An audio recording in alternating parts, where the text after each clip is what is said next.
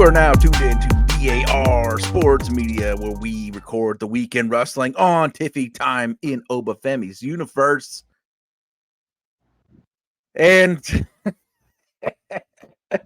man, what a blessing some people are to some of us, because it was another week that was kind of mundane.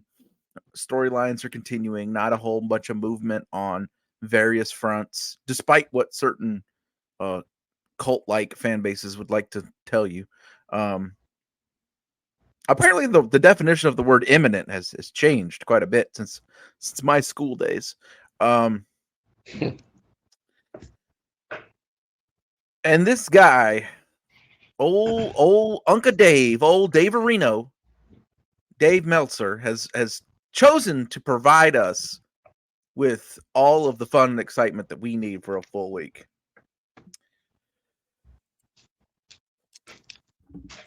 Shout out Dave. Big shout out to Dave.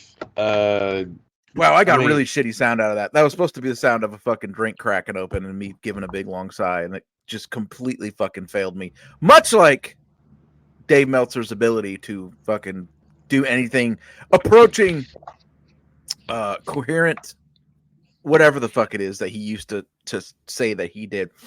It's pretty it's pretty impressive when you can say something and be proven completely wrong in front of millions of people mere hours after you say it. And that is like 20% of the damage you've done to yourself and to your brand in a week. Like, he goes on the. I said this when the William Regal thing happened, and there was just really like convoluted bunch of shit that made no sense, stuff that was just obviously on the face of it completely fucking made up. As far as him going back to WWE, later on confirmed to be complete nonsense, and everybody just acted like it never happened. I said it then. It's like the guy has a sickness where he has to, like, just being successful and doing the job like a normal person isn't enough. He has to continually peacock that he knows things that you don't, and he just makes shit up to make it seem like that.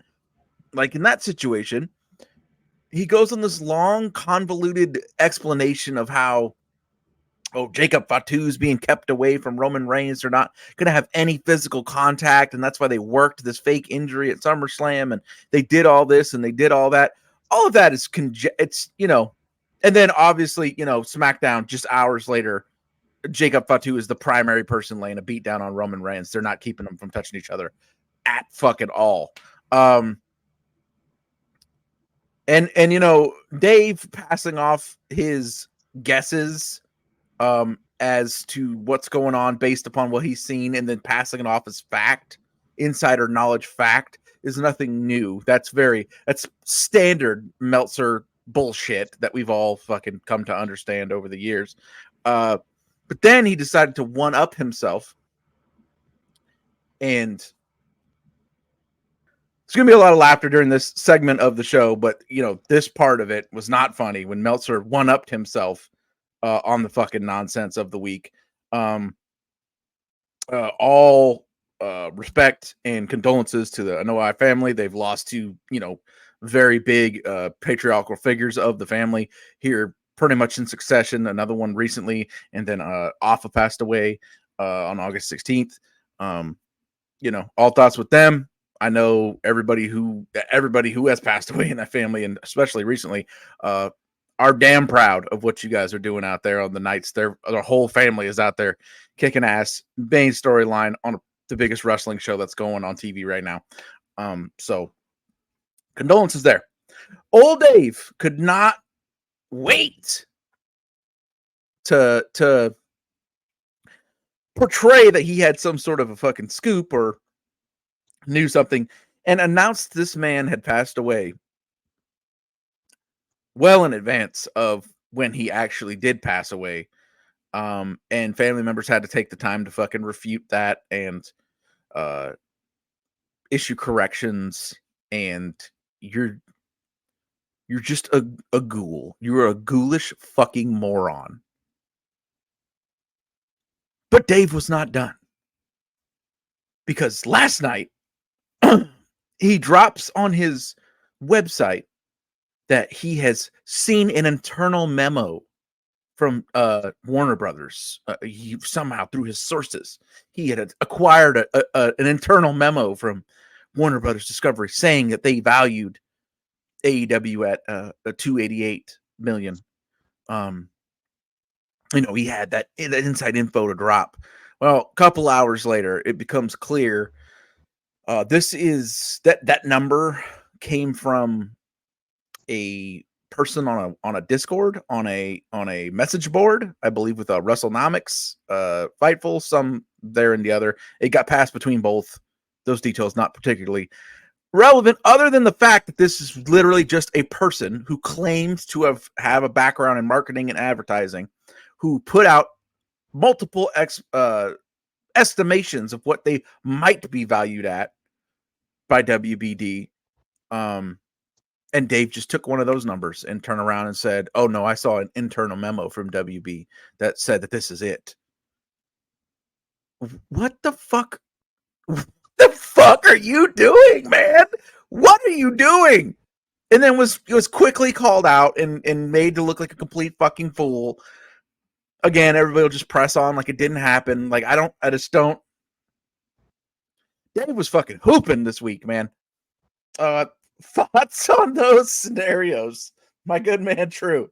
Two things. One, AEW is not worth $288 million a year with $288 million a year in their pocket right now. So let's just be clear of that. Warner Brothers Discovery is not in a great place right now either. So we could also discuss that. They just lost their really one of their biggest, probably the biggest. They lost the NBA just recently. So they're definitely probably going to cling to AEW a little bit because it's one of the few things that are doing some moderate amount of success. And by moderate, I'm kind of stretching a little bit right now. So I think, one, I saw everybody getting excited. I had somebody in a group chat that I'm in, and I think he was trolling anyway. He was like, "Take that, motherfucker." Like he sent the post, and I was like, "You do realize this is literally just some random person just creating in their own head." And then he was like, "Well, Dave Meltzer said it, so it must be right." Oh man! But he was trolling because he goes to group chat trolls. There you go.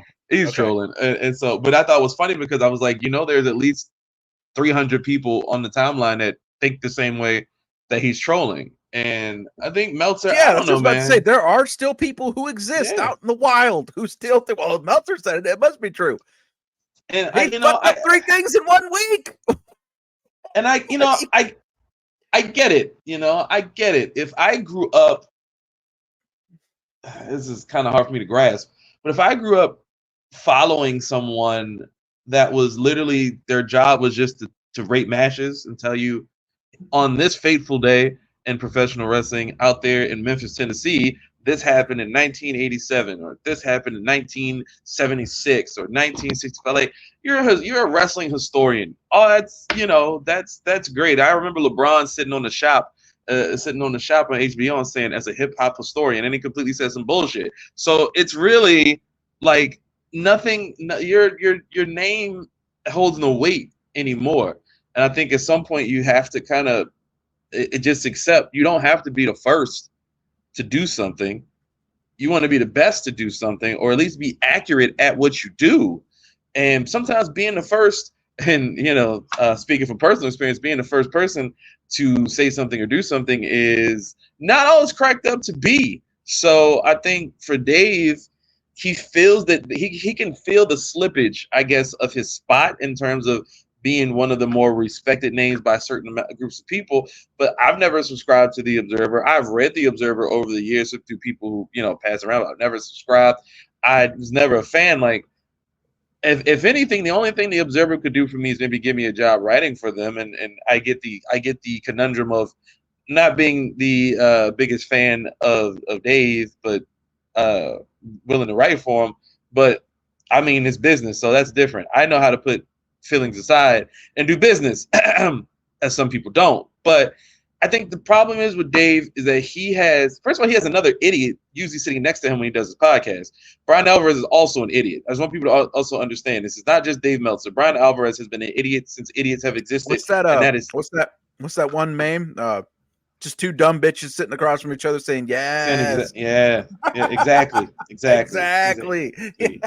Exactly. And that's I think that's the issue is that Dave has no one, and it may be because he's older, he's getting up there, he's in age, so he it's hard for your elders to really accept that, hey, I might have been wrong here. Hey, I'm wrong. It's very hard to get older people to really understand that you're doing something wrong or this isn't good. If you have learned behavior over, I don't know how old Dave is. He's like 60 or like 70 or something like that. I mean, because he looked like he was 40 or 50 in the 80s. So I just assuming he's like 60 or 70. So it's like at his age, it's like, come on, man, like there's all these agendas, all this bullshit that he does. It's just really weird stuff that goes on with Dave Meltzer. And I don't understand, because when he replied to me a couple weeks ago, and because he was talking shit about, like, I think Bischoff or something, and I was just like, it's so ironic. And he's like, well, a great way to tell somebody you've never read an issue of the Observer, some stupid shit like that. And I was like, brother, you might want to reread what the fuck I said, because it's ironic that you're telling somebody they don't know how to run a wrestling company. Motherfucker, you don't know how to run shit either, bro. So like, you're it's the pot calling the kettle. Like, Eric Bischoff was a part of the most successful era back and forth in wrestling. You are the person who covers it all. Without an Eric Bischoff in WCW, you would have had no job, no way to create for yourself. Without WWE, AEW right now, you'd have no way to create for yourself. And that goes for all of us in the back media. then when you were saying Mabel was going to be the third member of the NWO. I see. Okay. All right. No, that's a real fucking thing. Meltzer, I know it is. And report it. Yeah. Imagine if that was a real, like, who, like who, and once again, that's no disrespect to the late great Big Daddy V, Mabel, Viscera. I love me some fucking Mabel. I'll ride for Mabel all fucking day. I'll tell you all about it. Yeah, he was great at what he does, but I don't think him being a third man of the NWO next to Scott Hall and Kevin Nash really made any fucking sense. But Dave, when do you make any fucking sense? That's kind of the thing. Dave makes no sense. Brian Alvarez makes no sense. And there's a bunch of idiots that follow behind their lead. There's like brands who try to tailor themselves after the Observer. And of course, they fall into the wayside of just being a bunch of messy bitches and always trying to do weird shit on the timeline. But that's okay. We don't need another Dave Meltzer. We don't really even need a Dave Meltzer that we have already. But we don't need another Dave Meltzer. We don't need another Observer. We don't need any of that. I think that's the problem with kind of the Observer in general, is that we all in this media landscape have connections to people in professional wrestling, because we've all in some way, shape, or form had a wrestler enter our DMs and tell us shit that we did not need to know. That's what I was gonna wrap this up at this segment. All you need to know out there, if you're somehow listening to this, or you're somehow on the fence after all the fucking evidence that we have laid out, all you need to know is that, and this is fact, this is factual, that this podcast, and we are known in industry circles, but numbers wise, still fairly small. This podcast is more connected than fucking Dave Meltzer is right now. And we don't have to brag about it. And if you want to bristle at that or say that's ridiculous or something like that, I encourage you to pull the tapes of the last year of this show and the last year of Observers, see which of us have been not broken more stories, because we don't really break news. Which of us has been right more times? Which of us has told you, whether directly or indirectly, hinting at it, what was going to happen before it happened over the last year? Them or us? Go ahead and I fucking dare you, go back and listen to the pods. I can think of like 5 major stories that we either directly told you what was going to happen, or told you and you knew it was going to happen if you were really listening to what we were saying. And to be clear, we don't break stories here because we like to give you crumbs. We like to give you the crumbs, or we give you the ingredients and you can make the food for yourself, right? We give you ingredients, you make it yourself. Like, we don't want to And the break reason, stories, you know. and the reason for that is that we're friends with all the sources that we have, and not trying to fuck up anybody's bag. That's a fact. And on top of that, really quickly, Dave, just to be fair, I'm sure you've received checks from professional wrestling companies for which you do, because you do a lot of ass kissing. But which one of us have publicly actually worked with the wrestling company, like There you go. publicly, like actually been a part of stuff and on television? Well, it's okay, Dave. It's all right. You do what you want, Dave. It's all good. You talk your shit. You say your bullshit. No harm, no foul. You get away with it every time because you have people who cling to what you say. Same thing with Alvarez. Maybe not as much, but I blocked Alvarez a long time ago, so I don't get to see any of this stuff. So I'm surprised that Dave hasn't blocked me, especially after that other time. It's a reason why he doesn't, though. It's the reason why a lot of people could block me and they don't. And that should tell you enough when speaking of connections and think, even people that I have not said positive things about and will not say positive things about until things look a little differently on my end. Yeah, they don't block me. They block everybody else, but not me. Things that make you, Things that make you say, I gotta bring that shit back. Dave. All right, so on the other side, I guess our other major wrestling story of the week. You got to help me understand here, because I saw these AEW cultists, these double O's. They were marching through the streets like it was the parade in New York after World War II. After this All In Texas thing got announced. Am I mistaken, or did we just like do a venue change? Yeah, that's all it is. It's a venue change. So what's this? We're the first on the moon. Like we fucking made it. We won the war, guys. We're good to go. I'm not saying it's like a negative thing. I just don't understand why is this devastating news for the haters. I guess. So they didn't add a show. They just moved a show for a year to a different building. So let's get the chop in this fable, as my beloved Loaded Lux once said. The problem with AEW fans is that they say stuff that nobody else that has a normal, and not that they're normal themselves, but nobody else that has a normal opinion about anything has ever said. No one has ever said, "Oh, death to AEW. AEW's dying. Oh, haters, the haters are in the mud now." If anybody thought that AEW's not going anywhere, first of all, let's be clear. No matter what's going on, AEW's not going anywhere. The cons have a shit ton of money, and they will put it into everything outside of obviously paying artists that they work with. But they will put their money where they want to.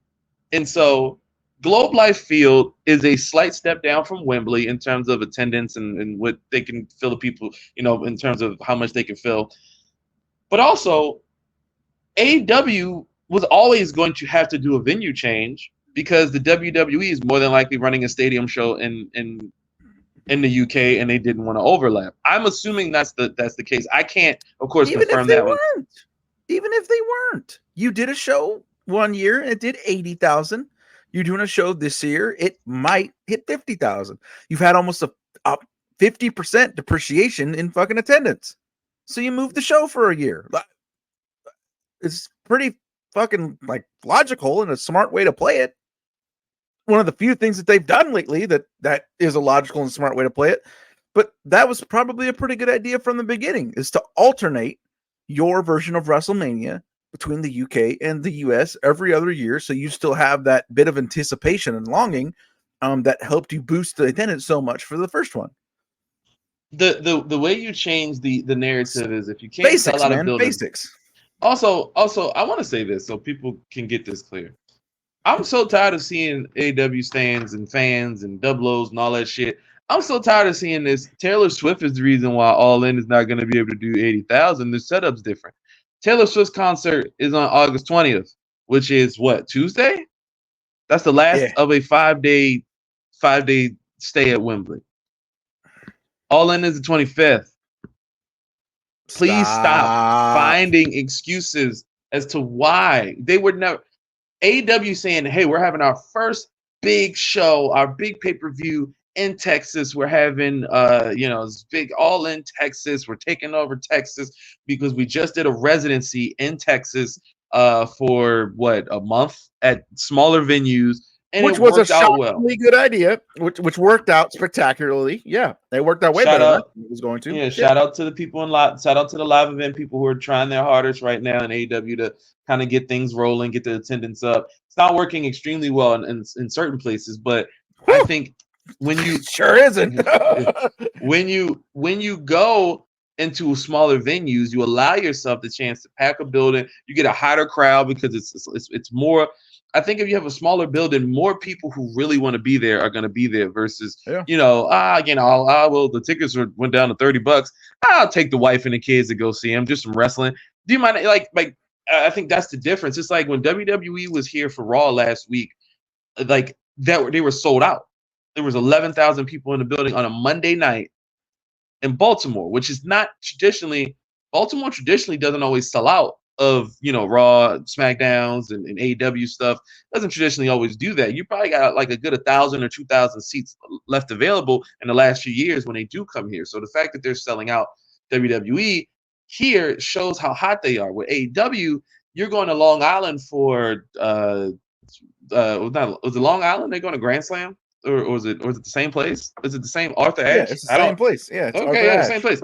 Okay, well, and that's a 20,000 seat thing, and you're not even looking at 10,000 right now. So there's a disconnect. Yeah, so there's a big disconnect there, and it's like you can keep saying, "Oh, everything's fine," but the numbers don't lie, and I think that's the problem. Like, the numbers don't lie in terms of like your success is not where it was.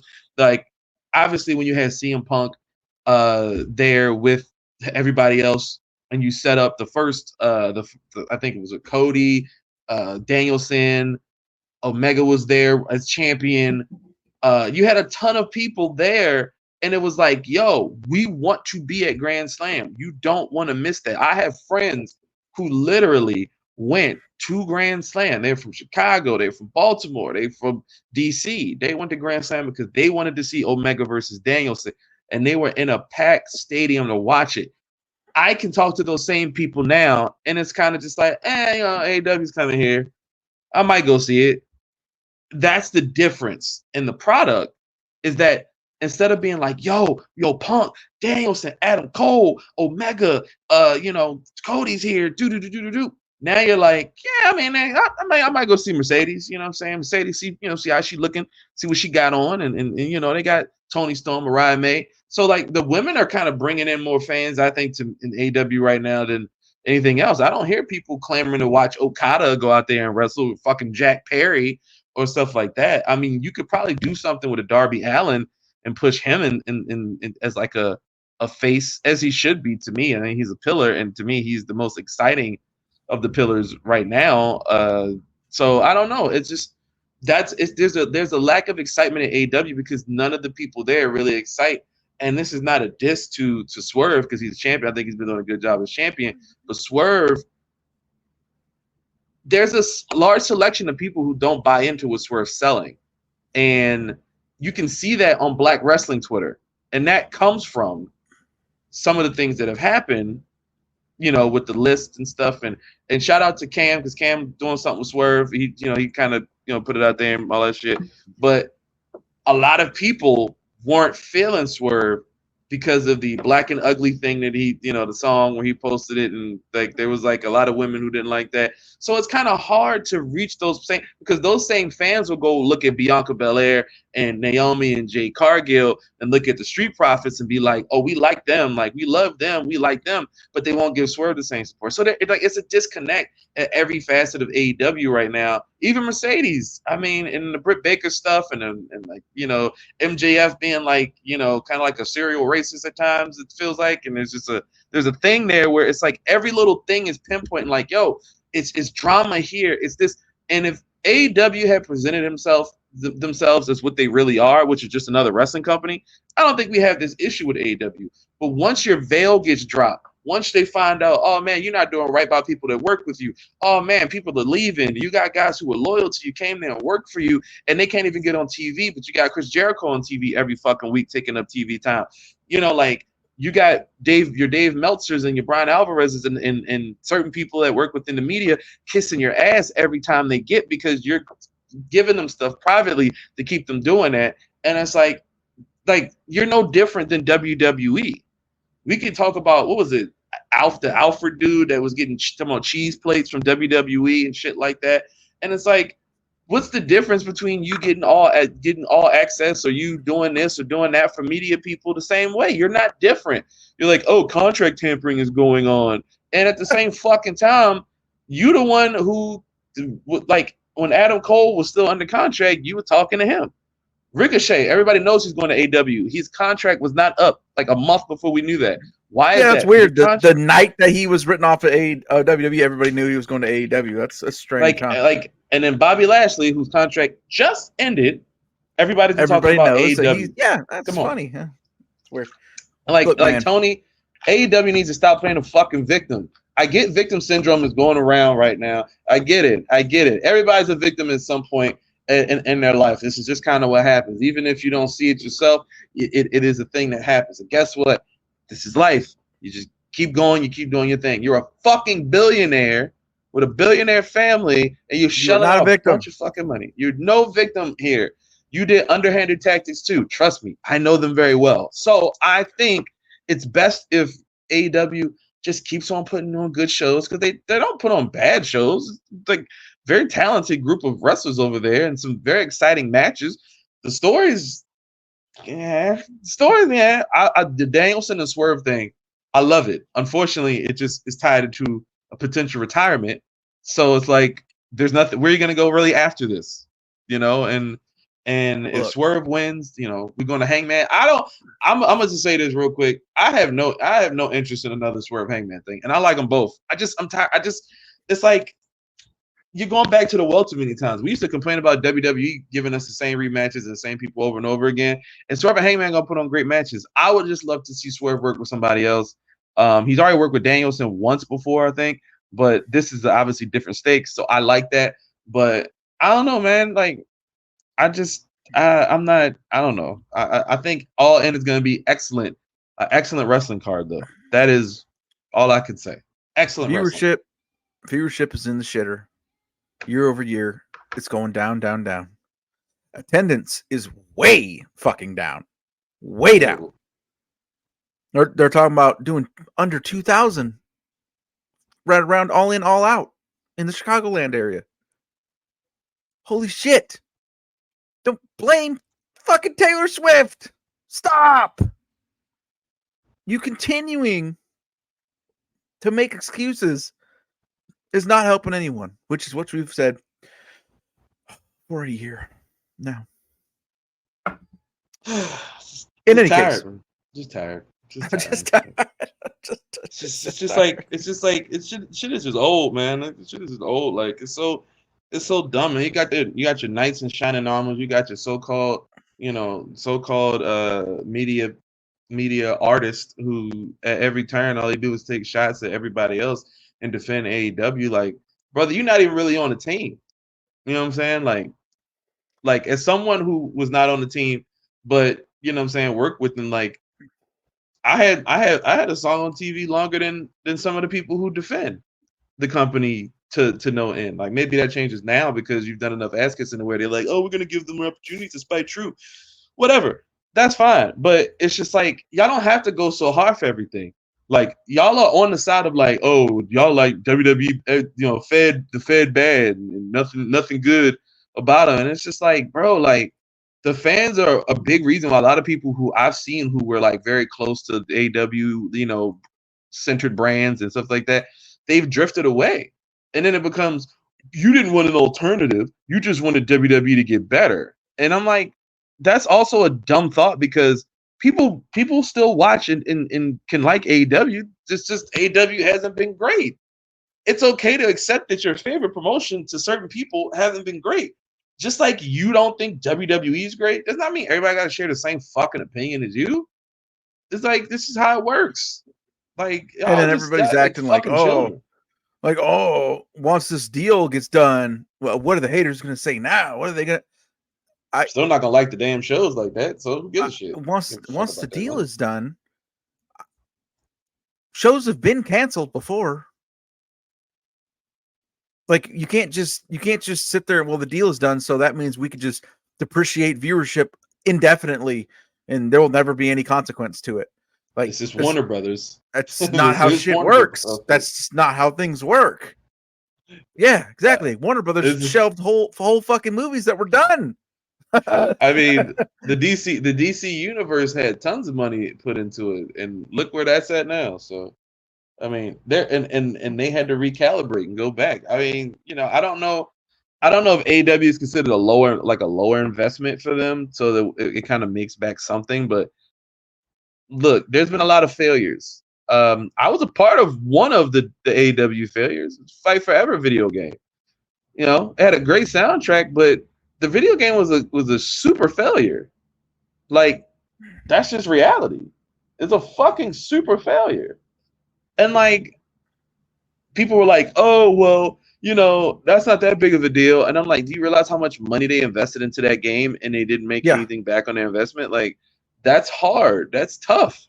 Because they want you to it's like you put out a shitty game and it took you that many years to put money into it. Like, that's a hard investment. There's a lot of video game, studios that put out a game that costs a lot of money. It flops. And then you don't see shit from that video game studio for a very long fucking time. So if ever again. Ever. So it's like people have to really take consideration. If you know a company that is pretty much getting rid of their fucking video game division after they put out a shitty game? WBD. That's a damn shame. Warner Brothers. Hello. So what do we like? You said Danielson, Swerve, looking good. Obviously, I like that segment. I love that in the promo. Yeah, we are going on and on and on about this Mariah May, Tony thing. It's really not much else we can say. I love Mariah. Fucking amazing, Mariah, man. 5-tool player, got it all. 5 out 10 out of 10 in every fucking way. She is. Yeah. That Braun Breaker Sami Zayn match on Monday was something. Holy I missed it. Shit. Holy I shit. Missed it. I gotta watch it. I think everybody who saw it, agrees that shit was a main event goddamn wrestling match. Phenomenal. The fact this guy, Breaker, is doing things like this. He ain't 3 years removed from his first day of wrestling school. And he's putting on, by the end of the year, that'll be in the top 10 matches of the year. It was fucking fantastic. The fact that this guy, have we ever seen anything quite like that? Where you're 3 years away from school, from the first day usually a guy 3 years out of training is an extra on NXT. Brock, maybe? That's the only. That's probably the only person I can think. Yeah, I'd have to look it up. But he was an amateur wrestler too, so like maybe does that take away? I mean, does that take away from it? I mean, because Kurt had a great first year too, but Kurt was also Olympic champion, so it's a little different. But there's not a lot of guys that you could say. I mean, but with Braun, I mean, let's be real. It's in the brother's blood. It's in his blood. One of the greatest tag teams of all time is his bloodline. To be fair, to me, the most entertaining wrestler of all time is his uncle. So, he's got it honest, man. I think, he's a freak of an athlete, for one. He has all the tools, and like I said, his bloodline is his bloodline, man. Those second, third generation wrestlers in this business, man, they are the guys. And when something like that is in your blood and you grow up in the business and you understand this business so well, it's not much else you could say. And So so it's a similar timeline as Lesnar was signed in 2000, came up to the main roster in 2002, and then by the end of and then by SummerSlam 02, he was the champ. So, but I'm not sure how many Brock Lesnar matches were that good as what we saw on Monday at the time that Brock was doing. I mean, for my money, me personally, Brock versus Rock at SummerSlam 02 was one of my top probably 50 matches. I love that fucking match so much. great match. But Great match. other than that, I'm not so sure. A lot of Brock's catalog was as good as what we saw on Monday. So it's, I mean, but there we go, right? Brock Lesnar is one of those people that a lot of people talk in their pantheon of top stars of this century. And a lot of that conversation also centers around, like, think about how good he could have been had he not left 2 years after he debuted. And now we're getting this guy who's on a similar trajectory. And I don't think that there's the same issues as there was with a young Brock. So sky is the limit, man. Cannot say enough about it. What else? He's a future world champion. He's a future world champion. And I think that's pretty obvious that he's a future world champion. And I dare say, I don't know if they're doing this Gunther versus Braun Breaker thing. Maybe that's the person that dethrones Gunther. You know, Gunther world title, yeah. You know, I could see that maybe next SummerSlam, or next SummerSlam, since we just had the one that passed. I think Gunther's gonna have a long reign. I don't see him having a super short reign. So who knows, man?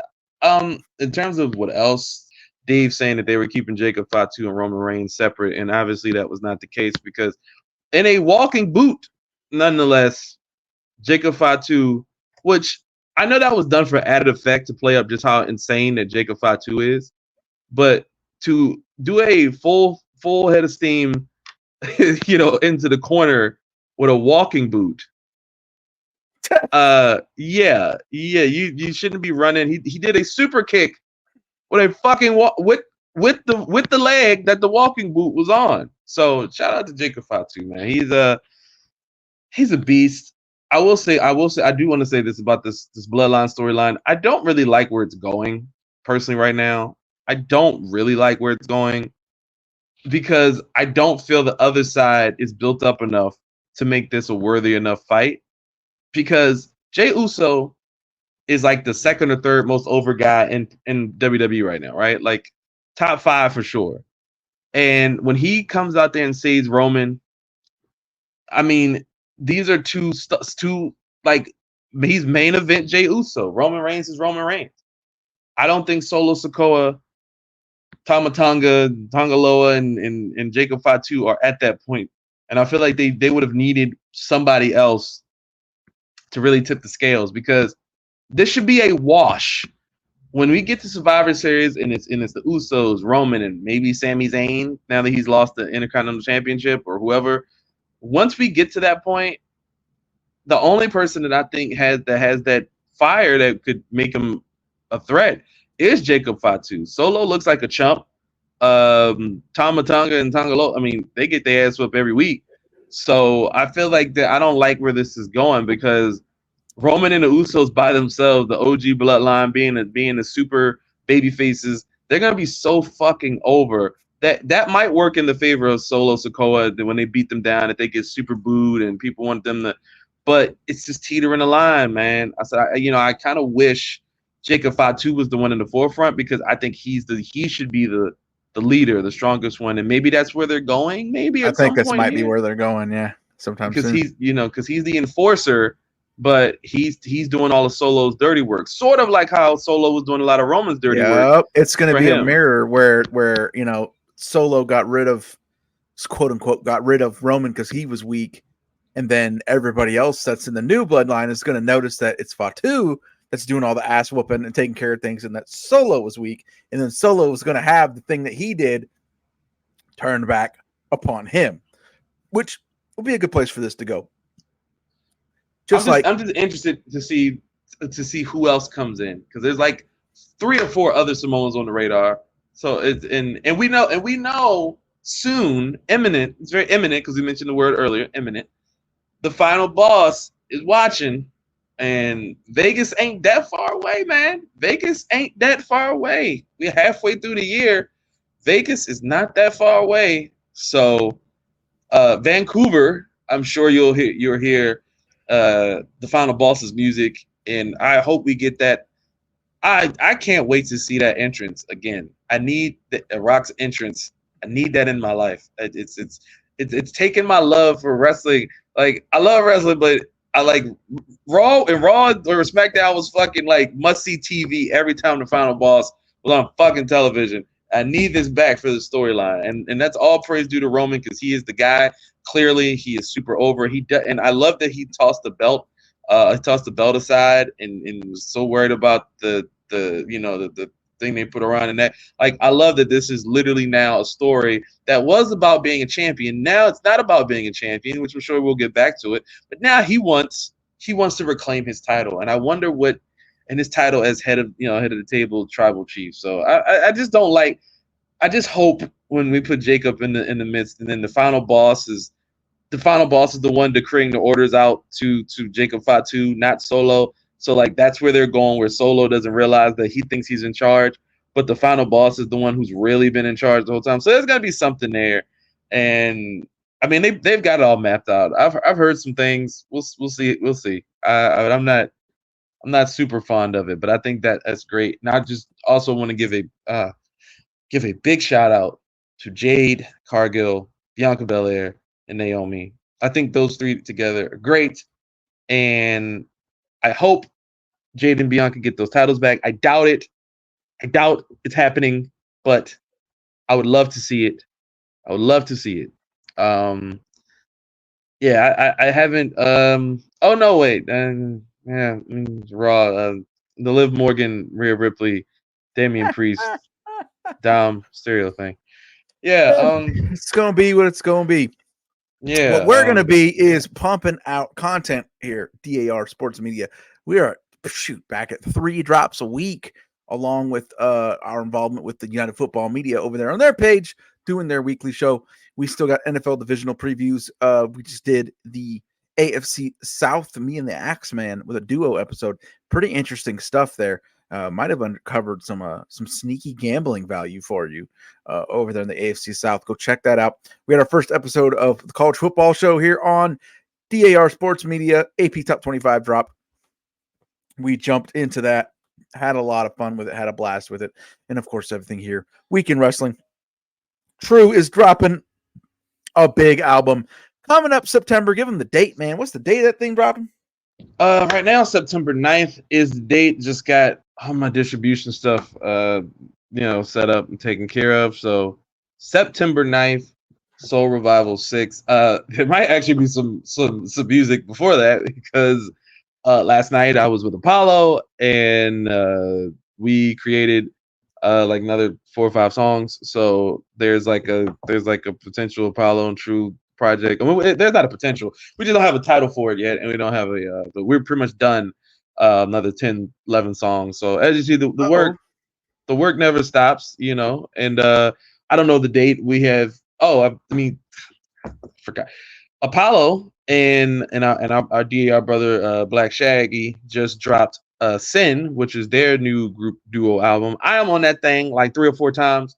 So make sure you go to Shaka's Apollo's Spotify, Apple Music, wherever, Black Shaggy's, whichever, and make sure you check that out right now. It's nothing but fire. A lot of the music stuff, we kind of ramping everything back up. It's just the summer's been hectic, been crazy. So getting back to it. Also the Medium site, a lot of content coming this week. We're supposed to have a ton of content this past week, but a couple of our writers got sick this week, including myself. Actually, was a little under the weather. So kind of getting back to it this week. So everything this week about to get back rolling. So as you can see, he said the content keeps coming, never stops. Well, it's because the world of DAR never stops. Nigga, Niggas steady talking, but they can't main. 8 chests in this form on the same thing. 20 years in, rolling with the same gang. You can say what you want, niggas ain't changed. Niggas ain't changed, niggas ain't changed. Niggas ain't changed, niggas ain't changed. Niggas ain't changed, niggas ain't changed. Niggas ain't changed, niggas ain't changed. I let it get too far, bearing the cross like Knights Templar. For my children, I'm the exemplar. Gem star, twinkle in my kids' eyes, it makes me want to cry. Self-prophecy, not accepting mediocrity. Socrates was a thief, shame on the democracy. Dealing with enough, let alone the cops blocking me. Anything else is obsolete. Forsake Pete, I will defeat all that lays at my feet. Keep the biz discreet. $1,000 vacation homes with expensive feasts. Some niggas say they friends but lie through their teeth. Loose lips, pillow talking and shit. Getting themselves in the mix, plotting on your chick. But I ain't changed a bit. I'm as real as it gets. Still pounding my fist. Shock Sports is a hit. All my time in the grid. DAR Media, we sending the blitz.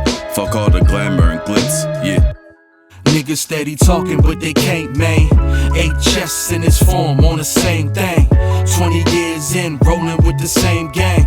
You can say what you want, niggas ain't changed. Niggas ain't changed, niggas ain't changed. Niggas ain't changed, niggas ain't changed. Niggas ain't changed, niggas ain't changed.